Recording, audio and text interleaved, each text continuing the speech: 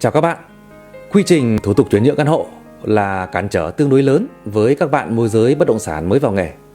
Nó sẽ gây ra rất nhiều những khó khăn cho việc tư vấn, trao đổi thông tin với chủ sở hữu bất động sản và cũng rất khó để có thể tạo được niềm tin với khách hàng. Mặt khác, với góc độ của những ai lần đầu tiên mua căn hộ thì sẽ có tâm lý hoang mang, do dự về vấn đề pháp lý của căn hộ và mức độ an toàn trong quy trình giao dịch. Vậy nên trong clip này, tôi xin chia sẻ với các bạn quy trình để tiến hành thủ tục chuyển nhượng mua bán căn hộ chung cư. Trước tiên, chúng ta cần phải hiểu chuyển nhượng căn hộ chung cư là như thế nào.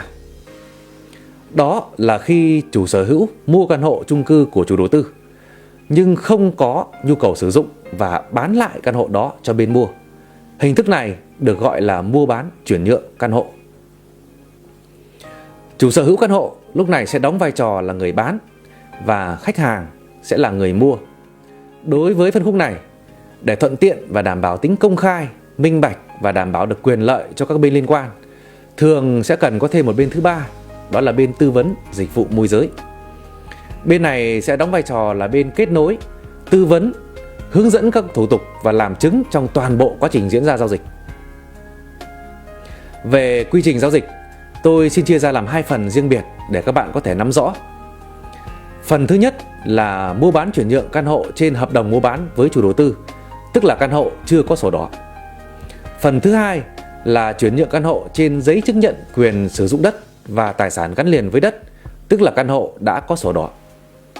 Và bây giờ tôi xin đi vào phần đầu tiên là mua bán chuyển nhượng căn hộ chung cư trên hợp đồng mua bán với chủ đầu tư. Khi chủ đầu tư của một dự án bán một căn hộ cho khách hàng thì việc ký kết sẽ được thực hiện bằng một văn bản được pháp luật công nhận, đó là hợp đồng mua bán. Trong hợp đồng mua bán sẽ thể hiện toàn bộ các thông tin liên quan đến bên bán là chủ đầu tư, bên mua và các điều khoản, quyền và nghĩa vụ của các bên, đặc điểm của căn hộ, trang thiết bị bàn giao của căn hộ, vân vân. Cũng xin lưu ý là người nước ngoài muốn mua căn hộ theo hình thức chuyển nhượng thì chỉ có thể mua từ người nước ngoài và không thể mua từ người Việt Nam. Bên mua và bên tư vấn dịch vụ môi giới sẽ có trách nhiệm xác nhận tình trạng pháp lý của căn hộ hiện tại đang như thế nào. Ví dụ như là chủ sở hữu của căn hộ có vay ngân hàng hay không, nếu như vay thì có tự tất toán được không, hay là tất toán bằng hình thức nào, đã đóng được bao nhiêu % cho chủ đầu tư, người đang trực tiếp làm việc có phải là chủ của căn hộ hay không, tình trạng hôn nhân đang như thế nào, vân vân.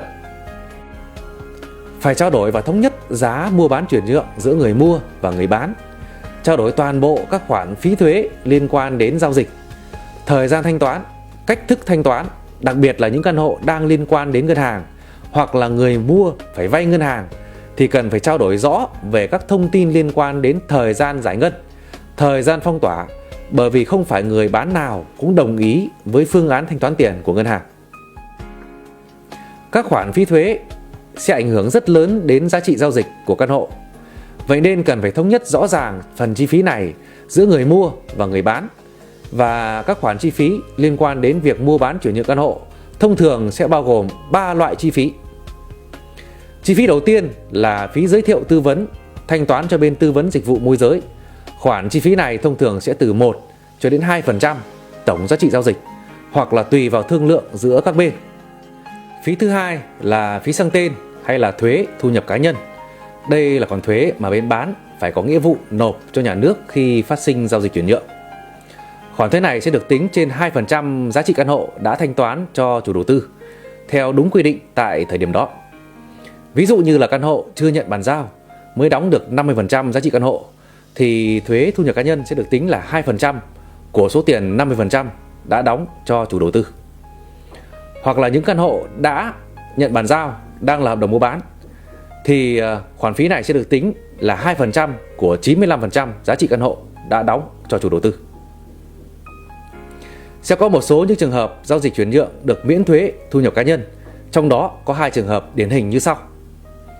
Trường hợp thứ nhất là thu nhập từ chuyển nhượng bất động sản giữa những người trong gia đình hoặc là có cùng huyết thống. như là giữa vợ với chồng, giữa cha mẹ đẻ với con đẻ, cha mẹ nuôi với con nuôi, cha mẹ chồng với con dâu, cha mẹ vợ với con rể, ông bà nội ngoại với cháu, anh chị em ruột với nhau, vân vân. Trường hợp thứ hai là thu nhập từ chuyển nhượng của cá nhân chỉ có một bất động sản duy nhất, đã được cấp giấy chứng nhận quyền sử dụng đất và tài sản gắn liền với đất tối thiểu 183 ngày. Phí thứ ba là phí công chứng. Đây là khoản phí để trả cho phòng công chứng. Tùy vào giá trị giao dịch của bất động sản mà các khoản phí này sẽ được tính ở các mức khác nhau theo quy định của nhà nước và của từng phòng công chứng. Khi bên bán và bên mua đã thống nhất với nhau toàn bộ các thông tin trên thì sẽ tiến hành thủ tục đặt cọc bằng hợp đồng đặt cọc. Trong đó sẽ có các điều khoản quy định quyền, trách nhiệm của các bên, thời gian tiến hành các thủ tục tiếp theo, hình thức thanh toán và số tiền cần phải thanh toán của mỗi thời điểm. Lưu ý là nếu như bên bán chưa hoàn thành nghĩa vụ tài chính đối với chủ đầu tư thì sau khi tiến hành thủ tục đặt cọc, chủ sở hữu căn hộ cần phải hoàn thành đầy đủ số tiền theo quy định tại thời điểm đó thì mới có thể tiến hành được các thủ tục tiếp theo. Trong quá trình tiến hành các thủ tục chuyển nhượng, cần lưu ý việc lựa chọn phòng công chứng. Người mua nên chủ động lựa chọn phòng công chứng hoặc có thể nghe tham vấn từ bên tư vấn dịch vụ môi giới để đảm bảo được tính khách quan và khi giao dịch có thể thuận lợi cho việc tiến hành các thủ tục chuyển nhượng. Bởi vì khi bên mua không kiểm tra thông tin về phòng công chứng thì hoàn toàn có thể gặp những khó khăn trong quá trình giao dịch, hoặc là hơn nữa thì có thể là sập bẫy những đối tượng lừa đảo. Khi lựa chọn được phòng công chứng tin cậy thì ngoài việc kiểm tra thông tin căn hộ bằng những hình ảnh trực quan, thực tế thì bên mua cần trao đổi thông tin với phòng công chứng để kiểm tra hồ sơ của căn hộ trên hệ thống, xem có vướng mắc gì hay không, có gây ảnh hưởng gì đến quá trình giao dịch hay không. Trước khi tiến hành thủ tục mua bán chuyển nhượng căn hộ thì người bán và người mua cần chuẩn bị đầy đủ các loại giấy tờ cần thiết theo yêu cầu của phòng công chứng được pháp luật Việt Nam quy định về chuyển nhượng mua bán căn hộ chung cư. Giấy tờ căn hộ của người bán thông thường sẽ bao gồm những loại sau: hợp đồng mua bán căn hộ và các phụ lục hợp đồng đi kèm, biên bản bàn giao căn hộ nếu như căn hộ đã nhận bàn giao. Văn bản này thể hiện được diện tích thực tế của căn hộ theo đo đạc tại thời điểm nhận bàn giao và nội thất của căn hộ theo hợp đồng mua bán quy định. Với những căn hộ mà chủ sở hữu đã hoặc là đang vay ngân hàng thì tùy thuộc vào chủ đầu tư sẽ có các loại giấy tờ khác nhau. Ví dụ như là đối với chủ đầu tư Vinhome thì sẽ cần có thêm bộ chi hộ bao gồm 7 loại giấy tờ khác nhau. Bộ chi hộ sẽ thể hiện được chính sách vay mà khách hàng được hưởng tại thời điểm ký kết hợp đồng. Ngoài những giấy tờ kể trên thì người bán cần phải đăng ký với chủ đầu tư để xin thêm một số loại giấy tờ như sau. Và tôi cũng xin lưu ý là những loại giấy tờ này sẽ được cấp sau thời gian từ 3 cho đến 7 ngày tùy từng chủ đầu tư. Có thể đăng ký online bằng việc gửi mail cho chủ đầu tư, có thể lấy số điện thoại đăng ký trên hợp đồng mua bán để gọi lên tổng đài, hoặc là trực tiếp lên văn phòng của chủ đầu tư để đăng ký. Và các loại giấy tờ đó bao gồm: thứ nhất là biên bản tất toán nghĩa vụ tài chính đối với chủ đầu tư. Văn bản này thể hiện việc hoàn thành nghĩa vụ tài chính đối với chủ đầu tư theo quy định tại thời điểm nhận bàn giao nhà. Thứ hai là giấy xác nhận thông tin chuyển tiền. Văn bản này sẽ thể hiện chính xác khoản tiền đã thanh toán cho chủ đầu tư đến thời điểm hiện tại. Số tiền này là thông tin thể hiện trong văn bản chuyển nhượng hợp đồng mua bán. Thuế thu nhập cá nhân phát sinh trong quá trình giao dịch được tính dựa trên 2% trên số tiền này. Thứ ba là đơn xin xác nhận về việc chưa nộp hồ sơ xin cấp giấy chứng nhận quyền sở hữu căn hộ đối với căn hộ đã nhận bàn giao, hoặc là đơn xin xác nhận về việc chưa nhận bàn giao căn hộ đối với căn hộ chưa nhận bàn giao. Đây là hai loại văn bản thể hiện tình trạng pháp lý rõ ràng của căn hộ để có thể tiến hành thủ tục chuyển nhượng. Người bán cần chuẩn bị giấy tờ tùy thân bao gồm chứng minh nhân dân, căn cước công dân hoặc là hộ chiếu, sổ hộ khẩu, xác nhận tình trạng hôn nhân hoặc là đăng ký kết hôn. Tất cả các giấy tờ này cần phải trùng khớp thông tin với nhau và khớp với hợp đồng mua bán căn hộ khi ký kết với chủ đầu tư. Những trường hợp mà người đứng tên trực tiếp trên hợp đồng mua bán không thể tiến hành thủ tục ký văn bản chuyển nhượng thì có thể ủy quyền toàn phần cho cá nhân hoặc là một cơ quan tổ chức thay người bán tiến hành thủ tục chuyển nhượng. Nhưng mà nếu bên nhận ủy quyền không nằm trong trường hợp được miễn thuế thu nhập cá nhân thì thuế thu nhập cá nhân sẽ được tính 2 lần. Và đây là vấn đề các bên cần phải lưu ý bởi vì nó ảnh hưởng đến giá trị giao dịch của căn hộ. Về phía người mua thì cần chuẩn bị chứng minh nhân dân và sổ hộ khẩu. Trong trường hợp mua bán chuyển nhượng căn hộ, trên hợp đồng mua bán, nếu như bên mua đã đăng ký kết hôn thì vẫn có thể đứng tên một người trên văn bản chuyển nhượng, có thể là vợ hoặc là chồng, và không cần phải chuẩn bị giấy đăng ký kết hôn khi công chứng sang tên. Nếu như hai vợ chồng muốn đứng tên trên văn bản chuyển nhượng thì cần phải có giấy đăng ký kết hôn. Việc đứng tên trên văn bản chuyển nhượng có thể là một hoặc là nhiều người. Tuy nhiên cũng cần phải lưu ý là khi đứng tên nhiều người thì toàn bộ các thủ tục về sau này thì những người đó cũng cần phải có mặt đầy đủ để thực hiện. Đối với trường hợp người mua vay ngân hàng thì cần phải có quyết định vay và giải ngân trước khi tiến hành thủ tục công chứng sang tên. Sau khi hai bên đã chuẩn bị đầy đủ các loại giấy tờ thì sẽ cùng nhau ra văn phòng công chứng và để tiến hành thủ tục mua bán chuyển nhượng. Các bên cần kiểm tra lại thật kỹ những thông tin trong văn bản chuyển nhượng để tránh những sai sót và làm mất thời gian của các bên sau này. Tại phòng công chứng, dưới sự chứng kiến của công chứng viên, người bán và người mua sẽ cùng nhau ký lăn tay trên văn bản chuyển nhượng.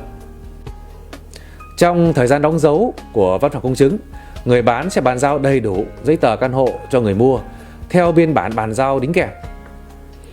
Bên mua sẽ thanh toán đầy đủ số tiền theo đúng như thỏa thuận trong hợp đồng đặt cọc mà các bên đã thống nhất và ký kết trước đó. Những trường hợp người mua vay ngân hàng thì thông thường khoản tiền mà họ vay sẽ được ngân hàng giải ngân phong tỏa vào tài khoản của người bán, và bên bán sẽ có thể sử dụng được khoản tiền này khi mà các thủ tục chuyển nhượng của căn hộ đã được hoàn tất, nghĩa là đã hoàn thành xong nghĩa vụ kê khai và nộp thuế với nhà nước, xác nhận chuyển nhượng với chủ đầu tư, và bên mua nhận giấy tờ mang tên của bên mua, hoặc là các khoản phí thuế liên quan đến việc chuyển nhượng của căn hộ cũng cần phải thanh toán cho các bên theo đúng như quy định thỏa thuận trước đó. Khi đã hoàn thành xong các thủ tục công chứng sang tên thì phòng công chứng sẽ xuất bản các loại giấy tờ sau đây: văn bản chuyển nhượng hợp đồng mua bán căn hộ chung cư. Số lượng văn bản sẽ khác nhau tùy thuộc vào yêu cầu của từng chủ đầu tư. Trong một số trường hợp, người bán và người mua không trực tiếp thực hiện tất cả các khâu trong quá trình giao dịch và ủy quyền cho bên thứ ba thực hiện, thì phòng công chứng sẽ xuất bản giấy ủy quyền để bên được nhận ủy quyền tiến hành thủ tục thay cho bên bán và bên mua. Ngoài những giấy tờ gốc đó, phòng công chứng xuất bản thì cần phải có thêm một số loại giấy tờ photo công chứng để thực hiện các bước tiếp theo. Sau khi tiến hành thủ tục sang tên thì sẽ tiến hành thủ tục kê khai thuế và nộp thuế. Thủ tục kê khai thuế và nộp thuế sẽ được tiến hành tại chi cục thuế của quận, huyện nơi có bất động sản đó. Hồ sơ khai thuế bao gồm toàn bộ giấy tờ liên quan đến căn hộ, mỗi loại một bản sao y công chứng. Toàn bộ giấy tờ tùy thân của bên bán và bên mua, mỗi loại một bản sao y công chứng. Văn bản chuyển nhượng hợp đồng mua bán căn hộ chung cư, một bản gốc. Giấy ủy quyền, bản gốc nếu như có bên ủy quyền. Tờ khai thuế thu nhập cá nhân, một bản. Sau khi hồ sơ được tiếp nhận thì người kê khai thuế sẽ nhận giấy hẹn trả thông báo thuế sau thời gian từ 5 cho đến 7 ngày làm việc, không tính thứ Bảy và Chủ nhật. Đến ngày hẹn sẽ đi lấy thông báo thuế và nộp thuế tại điểm thu ngân sách của nhà nước, thông thường sẽ nằm tại cạnh chi cục thuế. Người nộp thuế sẽ nhận về một thông báo thuế và giấy nộp tiền vào ngân sách của nhà nước, gọi tắt là hóa đơn đã nộp thuế, để làm căn cứ lên xác nhận chuyển nhượng tại chủ đầu tư sau đó. Chú ý trong quá trình kê khai thuế và nhận thông báo thuế thì cần phải mang theo chứng minh nhân dân hoặc là căn cước công dân để cho cơ quan thuế đối chiếu. Và khi đã hoàn thành xong nghĩa vụ nộp thuế thì bên mua và bên bán hoặc là bên được ủy quyền sẽ cùng nhau lên chủ đầu tư để tiến hành xác nhận chuyển nhượng. Và hồ sơ lên chủ đầu tư bao gồm toàn bộ giấy tờ gốc liên quan đến căn hộ, toàn bộ các giấy tờ liên quan đến ngân hàng nếu như có, văn bản chuyển nhượng bản gốc, giấy tờ ủy quyền nếu như có bên nhận ủy quyền, thông báo thuế và hóa đơn đã nộp thuế, giấy tờ tùy thân của bên bán và bên mua bản sao y công chứng. Chú ý là nên mang theo cả bản gốc để đối chiếu. Đối với mỗi chủ đầu tư thì sẽ yêu cầu số lượng giấy tờ khác nhau. Vậy nên trước khi tiến hành thủ tục cần phải tìm hiểu kỹ những cái quy định của chủ đầu tư đó. Và khi tiến hành thủ tục xác nhận chuyển nhượng thì phía bên người bán cần phải thanh toán toàn bộ các khoản nợ phí đối với ban quản lý. Khi xác nhận chuyển nhượng xong thì người mua sẽ nhận về văn bản chuyển nhượng có đóng dấu của chủ đầu tư, giấy xác nhận chuyển nhượng do chủ đầu tư cấp hoặc là hợp đồng mua bán mới mang tên người mua. Đến bước này là căn hộ đã hoàn toàn thuộc về sở hữu của người mua và cũng là kết thúc cho cái quy trình giao dịch chuyển nhượng hợp đồng mua bán căn hộ chung cư. Như các bạn cũng đã thấy là chuyển nhượng căn hộ trên hợp đồng mua bán thì tương đối nhiều giấy tờ và các bước thực hiện. Nhưng mà ngược lại với căn hộ đã có sổ đỏ thì thủ tục lại đơn giản hơn rất nhiều. Toàn bộ các giấy tờ liên quan đến căn hộ đều được thay thế chỉ bằng một sổ đỏ bản gốc. Và trên sổ đỏ sẽ thể hiện toàn bộ các thông tin của chủ sở hữu như là vị trí diện tích thửa đất, vị trí diện tích của căn hộ theo tim tường và thông thủy, loại hình sở hữu căn hộ, vân vân. Cũng giống như căn hộ trên hợp đồng mua bán thì để tiến hành thủ tục đặt cọc thiện chí của căn hộ có sổ đỏ thì cũng cần phải xác minh tình trạng pháp lý của căn hộ hiện tại đang như thế nào. Với những căn hộ có sổ đỏ mà đang vay ngân hàng thì cần phải tiến hành thủ tục tất toán với ngân hàng. Cần phải làm thêm một thủ tục nữa, đó là xóa thế chấp trên Sở Tài nguyên, và thủ tục này sẽ thông thường mất khoảng 1 cho đến 2 ngày. Bên bán và bên mua đều cần chuẩn bị chứng minh nhân dân, căn cước công dân hoặc là hộ chiếu, sổ hộ khẩu, xác nhận tình trạng hôn nhân hoặc là đăng ký kết hôn của hai vợ chồng. Sau khi có đầy đủ giấy tờ, các bên sẽ tiến hành thủ tục công chứng sang tên ở phòng công chứng. Tại đây thì bên mua sẽ bàn giao toàn bộ số tiền và bên bán sẽ bàn giao sổ đỏ bản gốc. Khi tiến hành thủ tục công chứng chuyển nhượng căn hộ xong thì bên bán hoặc là bên được nhận ủy quyền sẽ đi kê khai hồ sơ thuế. Đối với căn hộ có sổ đỏ sẽ làm thủ tục tại bộ phận một cửa của văn phòng đăng ký đất đai quận huyện nơi có bất động sản đó, hoặc là có thể nộp trực tiếp tại Sở Tài nguyên và Môi trường. Như căn hộ đang là hợp đồng mua bán thì chỉ có một loại thuế phát sinh, đó là thuế thu nhập cá nhân, thì căn hộ có sổ đỏ sẽ phát sinh thêm một vài loại phí thuế nữa, cụ thể là như sau. Phí sang tên hay là thuế thu nhập cá nhân. Đây là khoản thuế mà bên bán phải có nghĩa vụ nộp cho nhà nước khi phát sinh giao dịch chuyển nhượng. Khoản thuế này được tính trên 2% giá trị căn hộ trên văn bản chuyển nhượng theo đúng với quy định của pháp luật. Thuế sử dụng đất phi nông nghiệp là khoản thuế phải nộp khi sử dụng đất phi nông nghiệp, được quy định theo pháp luật đất đai năm 2013. Lệ phí trước bạ nhà đất là khoản phí mà người mua phải nộp cho cơ quan thuế khi đăng ký quyền sở hữu, quyền sử dụng đất và tài sản gắn liền với đất trước khi đưa vào sử dụng. Lệ phí trước bạ được tính là 0,5% giá trị căn hộ theo văn bản chuyển nhượng. Tiếp theo là phí thẩm định hồ sơ, là khoản thu đối với công việc thẩm định hồ sơ, các điều kiện cần và đủ để đảm bảo việc thực hiện cấp giấy chứng nhận quyền sử dụng đất. Phí thẩm định hồ sơ được tính là 0,15% giá trị của căn hộ trên văn bản chuyển nhượng. Phí đăng ký và biến động tài sản là khoản lệ phí thanh toán khi có sự thay đổi về một hoặc là một số thông tin đã đăng ký vào hồ sơ địa chính trước kia theo quy định của pháp luật. Chuyển nhượng quyền sở hữu căn hộ cũng chính là một hình thức thay đổi thông tin đã đăng ký, cho nên cần phải đóng chi phí này, và khoản phí này được tính là 990.000 đồng. Phí làm phôi sổ mới mang tên người mua sẽ được tính là 100.000 đồng. Và nếu chỉ điều chỉnh thông tin ở trang 4 của sổ đỏ cũ thì mức tính là 50.000 đồng. Tất cả các loại chi phí nêu trên đều được kê khai qua bộ tờ khai của văn phòng đăng ký đất đai, cấp kèm với các văn bản như là hợp đồng mua bán căn hộ chung cư 2 bộ gốc, giấy chứng nhận quyền sử dụng đất và tài sản gắn liền với đất 1 bản gốc và 2 bản sau y công chứng, giấy ủy quyền trong trường hợp bên thứ ba đi làm thủ tục. Thời gian hẹn trả thông báo thuế thu nhập cá nhân và lệ phí trước bạ là 13 ngày, đúng theo luật của nhà nước. Nhận được thông báo thuế thì người đi kê khai thuế sẽ đi nộp thuế tại các điểm thu ngân sách của nhà nước. Sau thời gian từ 5 cho đến 7 ngày tiếp theo thì văn phòng đăng ký đất đai mới trả sổ cho người mua. Thủ tục đóng các khoản phí khác và nhận sổ đỏ mới sẽ tiến hành tại phòng đăng ký đất đai. Do số lượng người dân làm thủ tục là rất đông, cho nên là thời gian có thể kéo dài từ 17 cho đến 25 ngày kể từ ngày nộp hồ sơ thuế. Và đối với nhà thổ cư thì mua bán chuyển nhượng quyền sử dụng đất cũng sẽ tương tự như trường hợp thứ hai, tức là mua bán chuyển nhượng khi mà đất đã có sổ đỏ. Trên đây là những nội dung hết sức cơ bản giúp các bạn có một cái nhìn tổng quan nhất về quy trình mua bán căn hộ chung cư. Sẽ còn nhiều những vấn đề phát sinh trong quá trình giao dịch mà tôi chưa thể trình bày hết trong video này. Mọi chi tiết mọi người có thể xem thêm trong tài liệu đính kèm. Xin chào và hẹn gặp lại.